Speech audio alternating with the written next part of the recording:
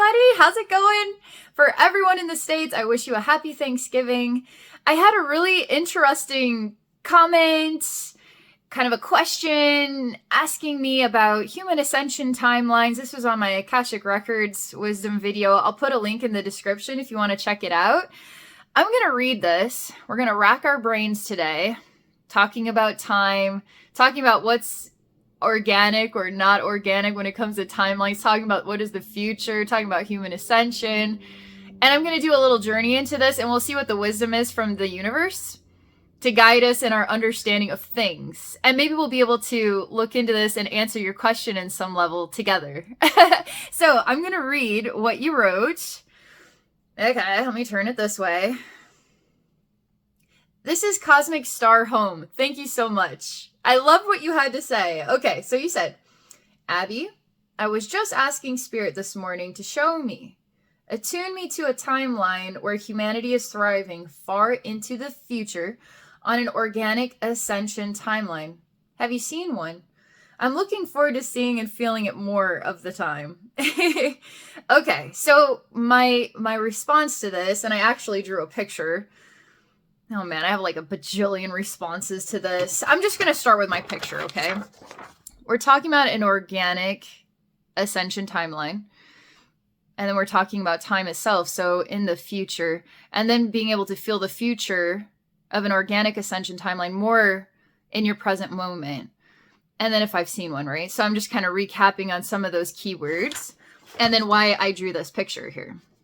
So I drew this picture to help us translate the meaning of time, because when I go in the energy world, and even if I'm doing energy healing for someone, all time exists. So what am I healing? I'm healing all versions of themselves in this lifetime, but in all lifetimes. I'm supporting an energetic event that in my version of time related to their version of time might be the same day and time on our calendar, but I'm still connecting to their infinite self. So when I tune in, and the energy, it's not just like, bam, here's 30 minutes done in this little container of time. No, it's forever. It's like a ripple in time. It's like a gong that keeps going. So what is time exactly? This is kind of how a human mind understands time, and I relate to understanding time in this way. We see the past is behind us, right? Because we have our memories. And our memories tell us that the past is real. And those are the things that we went through when we were little or when we were a teenager. And that makes it very clear that the past is real, right? So the past is behind us, right? So there's the past is behind us, and here's the present moment, right? So the present moment is this moment in time when I'm making you this video. So if you're watching this video 10 years from now, that's your present moment. So my present moment is still 10 years in the past. So what is really the time that separates the future and the past, or the present of the future 10 years from now? Do you see what I mean? It's all the same. So here we have the future, right? So this is tomorrow is the future, or 1 second from now is the future. And then what is this? This is like what creates these sort of gaps? Because usually when we think of the past, we think of like 10 years ago or last year or something. We don't think of 1 second ago as the past. That still feels like the present, you know? So what's our relationship with these gaps here, you know? So if we were to bring all this stuff together, and it would just be like a pinpoint, you know, let's say this is the pinpoint of all this stuff brought together. So we have past overlapping with present, overlapping with future. We have future overlapping with present, future overlapping with past. We have all this overlap. So what really is time? It's like, oh, here, this makes sense, right? We've got like past, present, future. Oh, we have present, future, past. Wait, what? We have what? How does that work, right? So let's just merge it all together and create a pinpoint. And let's say a pinpoint, which is a little tiny dot, right? That's a pinpoint. But let's say we blow it up in the microscope of reality, and then we have time, right? This is a pinpoint of time, but it's all time, even in a tiny little pinpoint. That you could say, well, that was the future, and that was the past, and that was the present, and that was the future. But for whose perspective, right? And so see how crazy perspective is? So I can actually go back and talk to some version of myself that's in their present moment that could be 15 years ago. I've already talked about my future self coming and visiting me. So that was my past now. but that's my future self from some version of time. And it's not pretty, by the way. That was a pretty startling event. Anyway, but a future version of me comes back and visits me when I'm like 32. And now I'm 40. Okay, so here we have this like gap. What's that gap? Does it even exist? You know? So when I read this, see, I drew that special little picture just for you. So we could talk about this stuff together because it's fun, isn't it? Okay, let me pull up your little comment again. Because I wanna go back to some of these keywords that are so realistic when you're a human being. How we like innocently perceive things and we express ourselves, because how are we supposed to know how to express ourselves differently? And how would we even define it in a language? You might as well take language out and then just be like, you know, have you ever tried to talk to the spirit realm and not say anything? I feel like the only way I could communicate, I don't choose to be silent. So if I don't choose to be silent, I choose to be sound. Even if I'm not thinking, I'm still sound. So I'm radiating information. But I'm not thinking a thought and I'm not speaking a word. I'm just like a vegetable or something, okay? But I'm radiating information still. But I might choose to express myself in the pictures of my thoughts and memories without thinking. Anyway, I think it's fun to try new things, but how are we supposed to communicate our genuine understanding and then achieve what we are seeking? Like, I choose to arrive at that ascension timeline in the future, but what's the future? It's right now. So knowing that the future is right now, so that the timeline you're seeking, the organic ascension timeline you're seeking is actually right now. And that's why you want to feel more of it right now, because you actually are in an overlay or an overlap of the future, but it actually is in the present. So even if it was in the past, it would still be the future and the present. Like, so you're seeking to really amplify your alignment. So the future now is the present, and the present is always existing in the pinpoint of all time. Okay. Anyway, so speaking to the universe and trying to define what we seek and then trying to understand what that even means, well, we just take it out and we become a vegetable of radiating information without thought. All right. Okay. So I was just asking Spirit this morning to show me, attune me to a timeline where humanity is thriving far into the future. So decided that it's going to be in the future before we're thriving. No, we're thriving now, dang it. So we have to align with the truth, the divine truth. And so we're thriving right now. And not to separate yourself, right, from what you perceive as reality. So reality right now, we could definitely say, I see it, therefore it is real, and it's not looking good. We're definitely not on that organic ascension timeline. Look at the world today. We're all goofed up, man. So it must be in the future before we ever get there. So no, it's happening right now.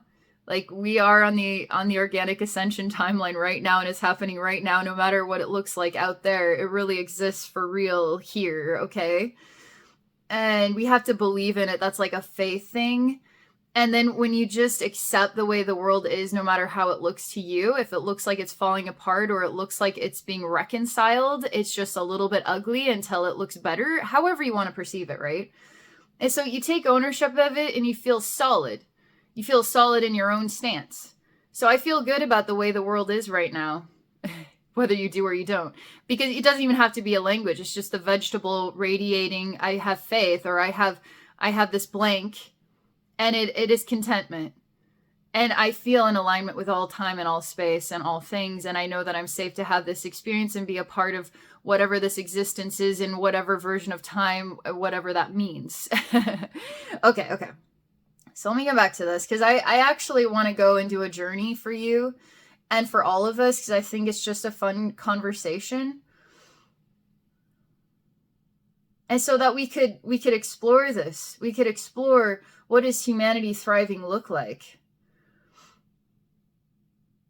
I just want to pull out one more thing before I do this journey. So you'd mentioned about an organic ascension timeline. And I like that word, organic, because we kind of perceive things as natural or unnatural, authentic or manipulative. Okay. So you could say natural is where we're really feeling connected to the earth. We feel the natural balance within ourselves. We're behaving as natural people behave. Versus distortions, losing ourself to a world that's confusing. And if it's confusing, it's confused within itself. So you could say AI is unnatural. You could say that. You could understand why I would use that as an example, because it's not coming from the human. It's coming from a human idea and a human desire to invent, and then to see what we can concoct here with this invention, and then hopefully this tool, like just a hammer with a nail, and now it's useful. AI could be a tool that's useful, or it could be an infection, and it could be the infection inside ourselves that we're materializing into AI and then letting it infect the next layer of our reality. Who freaking knows, So we're still on an organic ascension timeline, even if AI is part of our world. What if AI is a new virus? At one time they said the human race was the virus. I think they still consider human beings like viruses, but I don't feel that human beings are viruses at all. I feel that maybe our ego is what distorts our comfort and security with just being ourselves and being safe to talk about difficult things and not hate each other. And what's hate? Is that organic? Is it organic to hate? You could say, yeah, it's a human thing. It's a human emotion. It's organic. Well, is it? Because what you could say what's organic is when we're not afraid to feel our sorrow. That's the most authentic any human being could ever be. So it's inauthentic. It's manipulative to hate. It's manipulating your true self to hate. And so that's like a different way of looking at reality that's organic versus inorganic. That's all about the human and not necessarily AI as some example is, oh, that's not organic. We need to get back to earth. We need to get back to our roots. AI is just distracting us and taking us away from ourselves. It's just a projection of some insecurity we're not dealing with as a collective. Or maybe it's some psychopath's solution to just eradicating the population and having robots take care of everything so they can just be king of the earth, or some weird messed up insanity. Is that organic? Is that manipulative? Is manipulation an organic thing? Or is that an inorganic thing? Would the earth lie to us? Do humans lie to each other? Does the earth lie to us? All right, just all part of that umbrella of joyful conversation. Okay, you can see why I liked your comment so much. I mean, it's so worth talking about this stuff. And it's fun too, right? Okay. So if I'm going to put it out to the universe and share a little journey into this, I'm just going to take it word for word, and then I'm just going to see what bounces back, okay? So I'm going to read this one more time. Abby, I was just thinking about, it's just asking Spirit this morning to show me, attune me to a timeline where humanity is thriving far into the future on an organic ascension timeline. Have you seen one? I'm looking forward to seeing and feeling it more of the time. Okay, so I'm just going to take it word for word as it is. And we don't need to evaluate anything. We're just going to take it word for word. And I have experienced the human race. It doesn't matter how we transform. Let's say the human race decides it wants to renounce its human form and become animal people. I've seen a version of time where the human race decides that we don't like ourselves enough, that we need to add tails and ears, and it decides we don't like ourselves enough that we need to keep deteriorating and moving further away from just being ourselves. What would ever cause that? Is that an organic thing to do? It's like the ego. It's like I renounce myself. I reject myself. I have to be something else in order to be something better than just being myself. Because that's being myself, what a horrible thing, right? And so when the human race can't evolve into acceptance of oneself and then acceptance of others without having to decide what other people need and that's for their best interest, no, you find out what's right for you and that's it. You might know what's going to be right for someone else, but you have to be okay that they might be not their time to do it that way. And they got to do it their own way. And so we got to let people just find themselves. And that's truly the most organic way. I've seen all kinds of weird timelines. I mean, I've seen timelines where the human race, it's almost like everybody is a robot. Every human being is a robot. And then dude, it was so long ago, but when I saw this, I thought, oh my gosh, I wish I could remember all the details of it, because I got to see these weird communities, and they had these like what were like the elders, and there were people from a very older timeline, which maybe would be us, let's say, uploaded our consciousness into a program, let's say, and then we're the elders. And we actually have the capacity to live forever because we have the capacity within a program to do so. So, and then within this program, it's like the human race was turned into, it wasn't like the human beings were robots, but they were created in a factory. And then the elders were always the program. And so you sought the program in order to remember the knowledge or the history. And people were sort of raised in factories, and this was just the way. But then there were some people that lived on the outskirts, and they wanted to find their way back to something familiar. And I remember they were a danger or a threat, and that the elders would communicate in their program, in their collective program, they would communicate about how we needed to do something about these outsiders. So it's just another Hollywood movie, but it's kind of like, this is real though. Like, don't renounce the reality of these stories and what these stories can be, but should we be afraid of that? Is that a sad thing?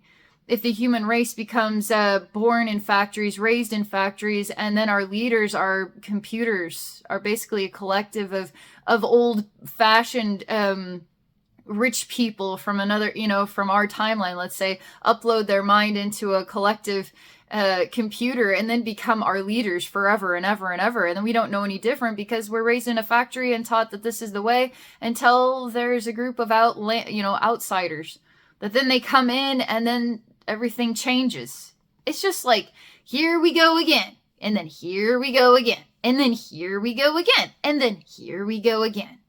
Do you see what it's like? Here's the same old story. You look at human history, there's war, then we reconcile it, and then we start to prosper, and then there's war, and then we reconcile it, and then we start to prosper, and then there's war, and then on and on and on and on and on. And so now we're it's like, what really is the past, the present, and the future? It's all basically the same story. It's just different faces, different clothing, different, so how do we really break the chains? Truly. To find truly what is ascension is to break the chains, to truly evolve. Yeah. Anyway, fun conversation, right? I'm going to relax, get in the zone here. And then we're going to see what comes up. All right, here we go. All right, what would the universe like to share with us about this conversation? We're talking about attuning to an ascension timeline that feels honest and true to our heart, familiar to something that is in alignment with pure love, you could say, wholeness. And we always seek that, right? You don't seek conflict as though that's a solution. And we do grow from conflict, don't we? It'd feel like the ultimate solution is when we can finally find inner peace, And to feel that's true in our heart, that there is an ascension timeline like this, and that we are aligned with it. And so, universe, what would you like to share about this conversation that would be more enlightening and give us some more feedback?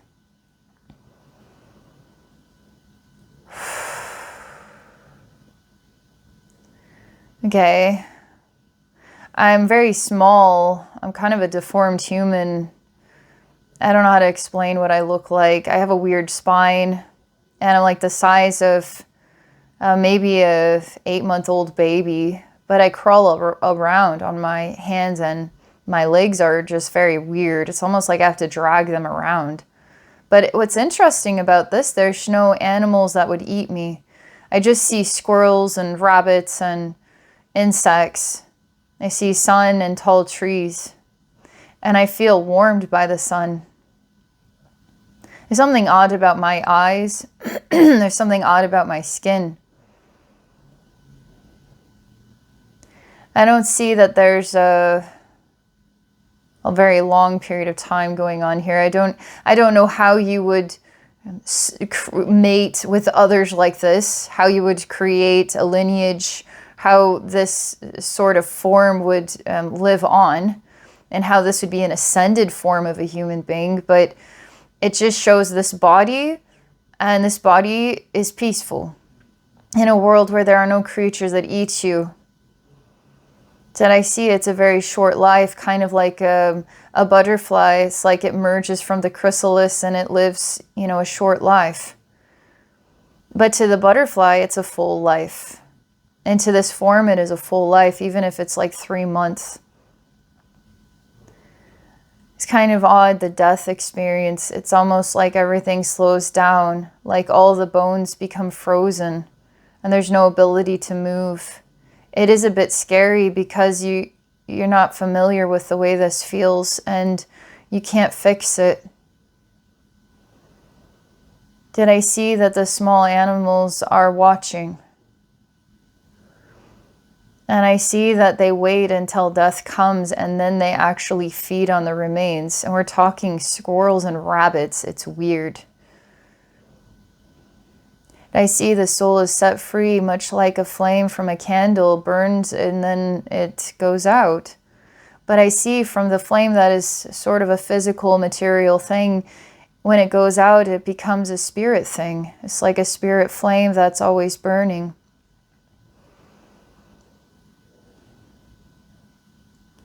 I see a strange mode of despair and inability to fix it. I see all souls, no matter what they've chosen to be or how they work through. Like I see human history and making decisions that could have been the detriment of the human race versus decisions to inspire something to grow here, right? The thriving human race versus a decaying human race. There's no disappointment in each other at this vibrational level. There's all dimensions. So your soul can hold on to hate. It can hold on to wanting revenge at another dimensional level. But when you go to God, nothing. I could say that literally you could watch the most horrifying things done to a baby and you would be peaceful. And the reason why it's like that is because there's a complete understanding about all things. There's zero judgment of all things, and there's only pure unconditional love for all things. So while the human being looks at that tragedy and wants to vomit, wants to scream, wants it to stop, at the source, there is pure love. It's not even love that says, oh, I feel sorry for that soul going through that hard time. No. The soul's strong enough to go through that hard time. There's complete respect for all souls and their decisions and the domino effect that they create for themselves and for others, and the souls that endure that domino effect. We're all in a domino effect of each other, okay? So at a high vibrational place that's not quite source, there's a lot of souls that we know who you are, we know what you did, we know how you messed it all up, you know how you deformed the human race to some weird thing that crawls and lives for 3 months. We know what you did. Now, how do we fix it? The question is what is it that you seek? What is an ideal life? I see souls attached to their version of reality and other souls attached to their version of reality and other souls attached to their version of reality. And I see that the book of Earth is like thousands of pages, and this page is this timeline, and this page is this timeline, and this page is this timeline. You could look in it forever. And there's that many timelines. It's forever timelines. And what's interesting is what echoes back is what you feel is a failure of a timeline. You're missing something within, because there's no such thing. There's no such thing as a failed timeline, because there's only a desire to participate. Desire to feel defeated, a desire to fix it, a desire to. And so what is it that your soul seeks? It seeks a human race that is like Jesus, where we're all unconditionally loving and working together. That makes sense to me. I relate to that. I've seen so much weird stuff that anymore, I can't want it. I can't want it to be a perfect world, a Jesus Christ consciousness kind of world. I can't want that, because that means that there's something missing inside of myself, that I can't be at peace with the way things are, because at the source level there's peace with everything. and that we're strong enough to go through these experiences and to live on to tell the tale. And we are the stories. We are the storybook of all times. And it does disturb me to look at some of these versions of a reality. I don't even know how they happen or how they get to that point. But I have even seen a timeline where it's like, I wonder if the Anunnaki are actually future humans. And that those future humans are like gods to talk to. And they're amazing to talk to. It's like talking to God. They completely understand human emotion. They completely understand human thought. They completely understand the human being completely. And it's not like you're talking to an alien. It's like you're talking to another human being. That's pure love. I've never seen Anunnaki as reptilian. Some people might say they see Anunnaki as evil, they're reptilian, they're blah, blah, blah. I see them as future humans that are benevolent. I've always come across them that way. And trust me, I'm looking for errors. I'm looking for some kind of blotch. I'm looking for... It's not always this way. Like, I even try to figure this out with Jesus. Like, can you truly be all perfect? You know, there's going to be a blemish in there somewhere. But Jesus truly is the wholest representation of pure love, you know? And that's what Jesus is. Where's your dark side? It's got to be a dark side. No, that's why Jesus is so awesome. It's like so consistent. So very, very consistent. And purely loving every single time, means what he says. Is that amazing? Okay.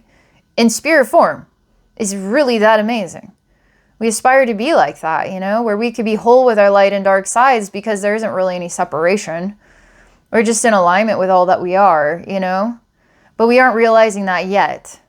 And we could go through whatever windows of time we want in order to discover that, in a way, to want is the one thing.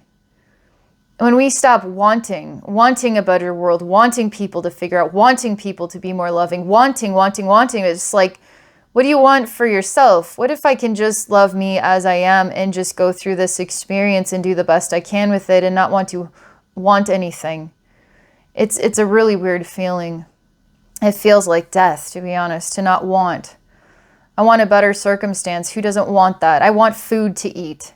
I want a nice house to live in. Who doesn't want that?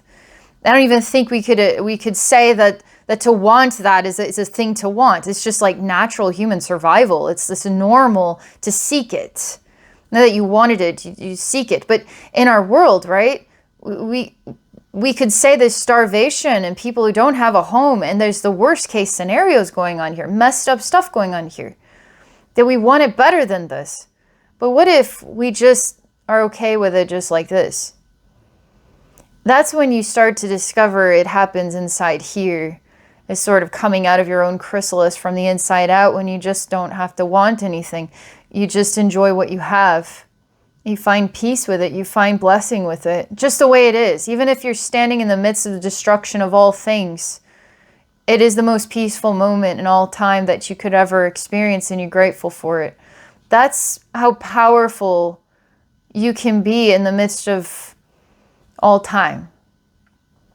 Because, you know, when life, it creates this like spark that nudges you and pokes you to become impatient, to become angry, to blame, you're losing yourself. You're separating yourself from yourself to be those things.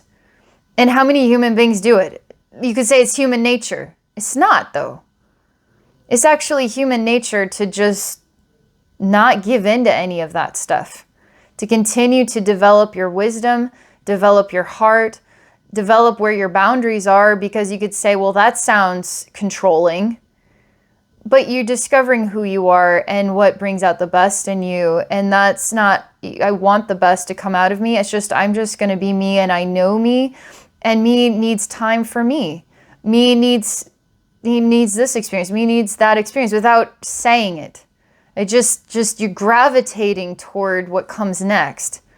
Not because you wanted it, because you just sensed it was true for you. It just sensed it on the inside.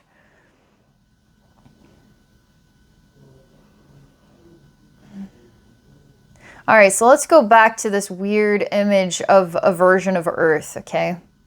And I can hear all the souls talking about how do we fix it, because their vision is not this.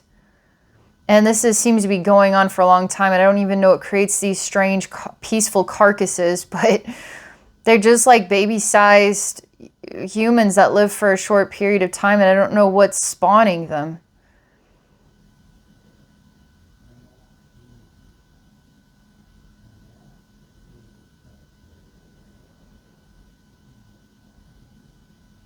Oh man, you're not even gonna believe this.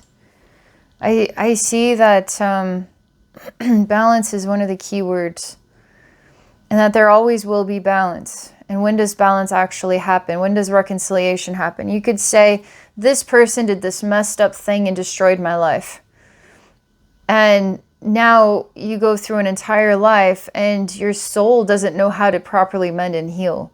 Even if you're able to forgive them, even if you're able to forgive everything, somewhere deep down inside, you're still just, something has to come full circle about it. Retribution or something like this.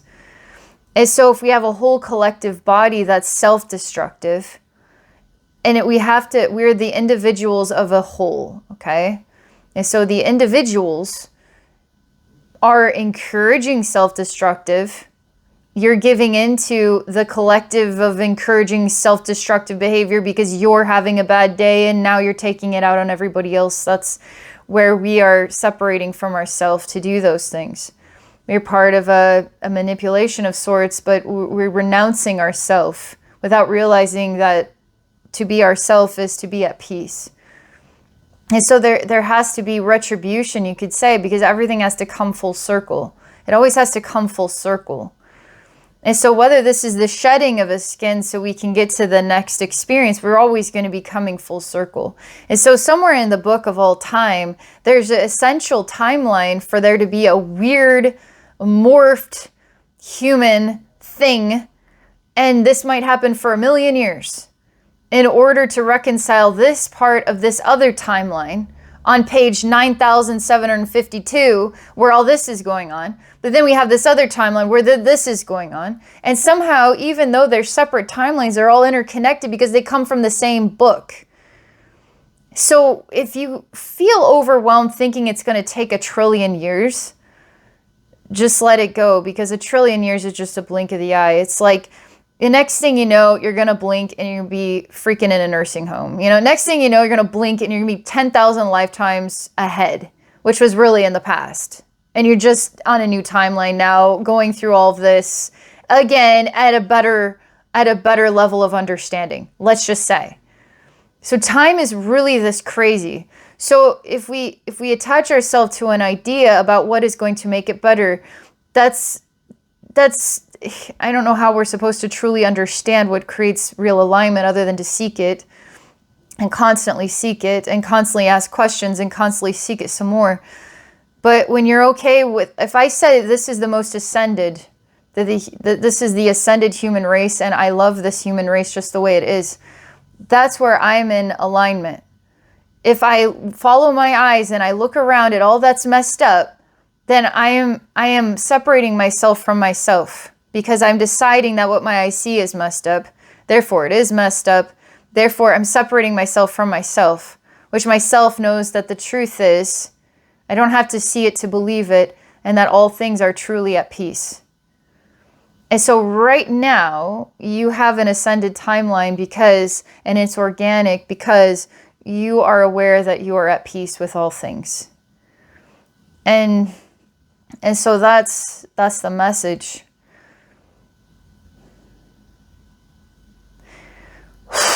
I can see why this is the message, and I can see why, because, when it comes to the universe giving me what I would like is a logical answer that is coherent completely, like 1 + 1 = 2, it makes sense, right?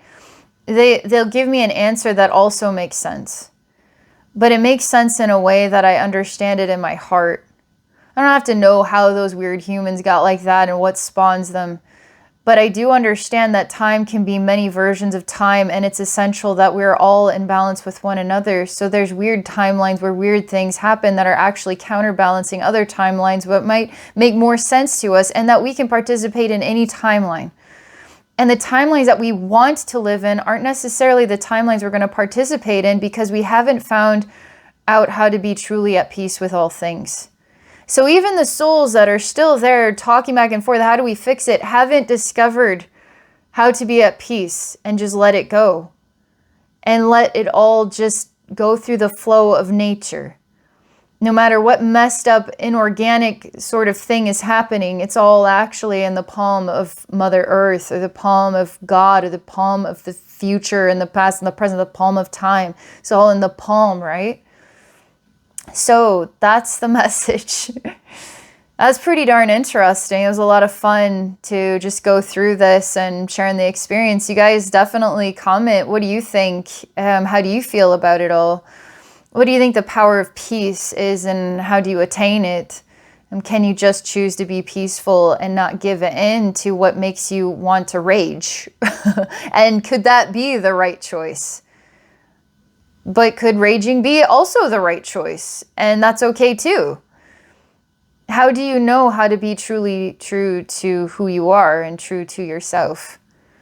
I'm always asking questions, and I'm always challenging myself to know what authenticity means to me. What authenticity means to me. And sometimes I think it's hard sometimes to be truly authentic, because you don't want to hurt someone's feelings. So your authentic nature is to be kind. But if you challenge your authentic nature to be kind, to be a bit, you would call it chaotic, by just saying things like it is, and that pisses someone off, was it really being chaotic, or was it the next level of strength, inner strength and authenticity that you were denying yourself? And so what does it mean to be kind? To be truly kind is to be honest, to mess up people's lives because you had to tell them the truth. That was the kindest thing you could possibly do. We all want a loving, peaceful, safe world. But what is authenticity, you know? And so I'm always asking, I'm always seeking. Then I find it brings me fulfillment. And I like being human. I like trying this out. I like challenging myself to be grateful for hard times. It's hard to do. And challenging myself to understand pure forgiveness, because I've been hurt and I don't really care anymore. Like, time passes and it's like I've totally moved on, but yet something inside myself is still just really angry about this. And I like try to go to that part and say, we don't have to be angry anymore. We'll just let it go. Why is there still something that part of me is seeking? Why? I, at the mind level, am not seeking it. So some parts of me definitely aren't seeking it, but some other part is. And that means that part of me still has more work to do. And I can be okay with that. And I might be stuck having more work to do for another trillion years. And I can be okay with that. Because as a human being, I can't conceivably even tolerate the thought of a trillion years, you know? And so I don't worry about it. I'm not even gonna worry about it. It's hard enough to live one human life, let alone the trillion or something, you know? But is it really? Because we're a part of all things. And I put it in the hands of God, and I just let God keep showing me stuff. Then that's how I do it. All right. Thank you all so much for watching, for sharing. I hope you enjoyed this message. Thank you so much for leaving that comment. I really enjoyed talking about it. And Cosmic Star Home, thank you so very much for that. I really enjoyed that. Okay, have a great day, everybody. All right, bye for now.